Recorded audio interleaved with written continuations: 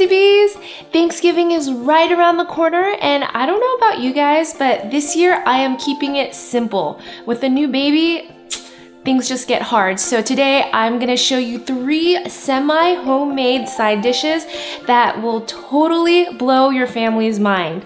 They're simple, they're gourmet, and they're cost-effective. If you guys are interested in seeing more Thanksgiving ideas, please hit that subscribe button below, and we'll go ahead and get started with our first one, which is an unconventional side dish. We're making honey roasted pumpkin ravioli. So when I was going to the store, I was going for a butternut squash ravioli because that just screams fall. But then I found this pumpkin ravioli, which takes the cake. So today I'm going to share with you guys how to make this with a brown butter sage sauce. It's so simple.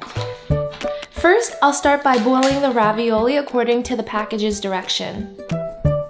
If there are any ravioli pieces stuck together, just carefully separate them underwater. Once it's ready, I'll just drain the ravioli and set it aside. So the raviolis only took me about 2.5 minutes to cook, and the brown butter sauce is gonna be just as fast. Here I have a 1/4 cup or 4 tablespoons of unsalted butter that I'm just gonna add into the frying pan. I have the pan on medium-high heat. You want it hot, but not too hot, so that this burns super fast. Do you guys see how the milk solid sunk to the bottom? That is our browned butter. And then once you hear the crackling sound stop, that's a perfect time to add in our sage. We're just gonna fry it. The scent of the sage just fills up the whole kitchen. It's so aromatic. All right, once it's done frying, I'm gonna go ahead and take it off heat. Finally, to assemble our dish, I'll add the raviolis to a platter. Be careful not to break them. Oops, one broke, no worries. Still good. Semi-homemade, semi-intact. And if you guys are a perfectionist, then just go ahead and eat it. Don't serve it. All right. I like to spread it out in kind of a single layer, but like stacked, so that it adds a little bit of height. Not really height, because raviolis are pretty flat, but you get what I mean. Let's just hide that ugly piece right there. Next, I'm gonna sprinkle some grated Parmesan cheese right on top. You can add as much or as little as you'd like. This adds a nice salty bite. And finally, we're gonna pour on our sage brown butter. Delish! I'm just evenly distributing the butter. And then I'm gonna redistribute the sage leaves to make it pretty. It's nice and crunchy, so be super careful at this stage. And there we have it, our completed pumpkin ravioli with brown butter sage sauce side dish. That's a mouthful, but it's beautiful with all the fall colors, and the sage leaves just make it look so elevated. All right, guys, now let's move on to the next dish, which is pretty much my favorite side dish, stuffing. So my favorite stuffing is cornbread stuffing, and when I was at Trader Joe's, I found this awesome rice cauliflower stuffing with onions, dried cranberries, leeks, cauliflower, what else? And celery. Pretty much everything that I would add into my homemade stuffing, so I thought this would be such a great shortcut. No need to prep. And then I'm just gonna use their cornbread stuffing mix in here. But I'm gonna amp it up with some fresh herbs and my own twist to it. In an oven-safe pan, here I have this beautiful Le Creuset that's deep enough to hold everything. I'm just gonna add 2 tablespoons of unsalted butter.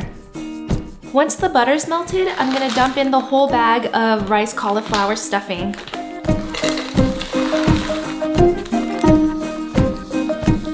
This cauliflower stuffing already has little pellets of seasoning and broth in there. Really convenient, but I'm gonna make it my own by adding fresh herbs in there. Once the flavoring pellets have melted, I'm just gonna cook it for an additional 5 minutes to make sure the flavors really develop. All right, it looks ready and the colors are so beautiful. Now I'm gonna add in 1 clove of minced garlic, 2 tablespoons of chopped parsley, 1 tablespoon of fresh chopped rosemary, and 1 tablespoon of freshly chopped sage. Now I'll just give it a good mix. Oh, it smells so good, you guys. And then we're ready to add our cornbread stuffing.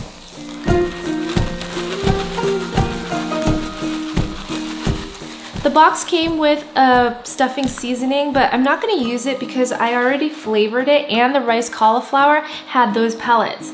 So finally, this last point, I'm going to add some chicken broth. So if you like your stuffing on the moister side, I would add 4 cups, but if you like it on the drier side, maybe just 3 to 3.5. I like it somewhere in between. I'll mix it all up. Make sure that the cornbread stuffing bits are nice and moist. And then into the oven it goes at 350 degrees for about 45 minutes.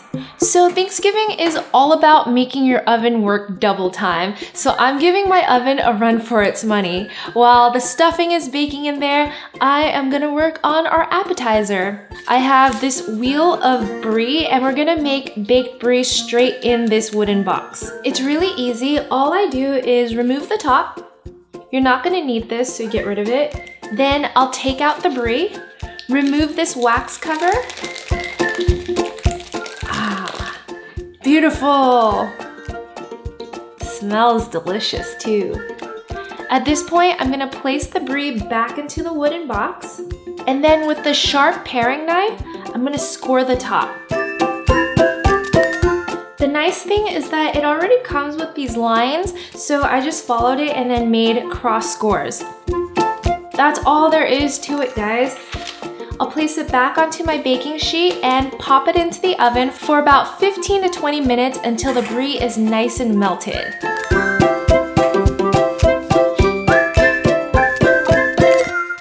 Our Brie is oozy and delicious, but we're not done yet, guys. Here I have some bread that I've already sliced, and I'm just gonna wrap it around the plate. Decorate it with some rosemary leaves, just to get that little rustic touch.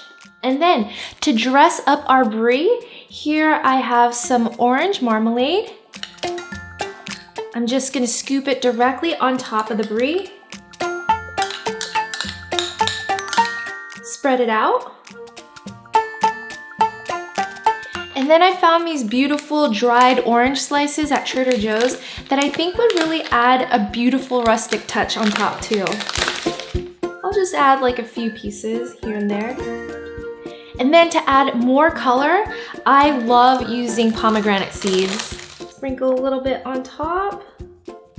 And it's totally fine if it falls off of the Brie, it just adds more color to our plate. And finally, some chopped pecans. That was so quick to prepare and it looks so elegant and beautiful. This is perfect to serve as nibbles with drinks before you serve the main course and everyone sits down. All right guys, the oven's almost done working and our stuffing is pretty much ready. I'm gonna pull that out too. And there you guys have it, 3 of our semi-homemade Thanksgiving side dishes. Everything took me about an hour, actually a little less than an hour to make. Go crazy and make like sauteed green beans or Brussels sprouts too. Be an overachiever. This looks so good, I cannot wait to dig in and I'm getting so excited for Thanksgiving.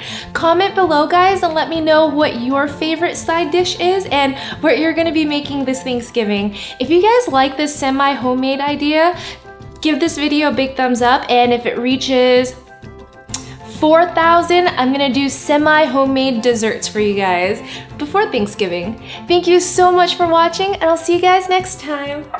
Cheers, bye.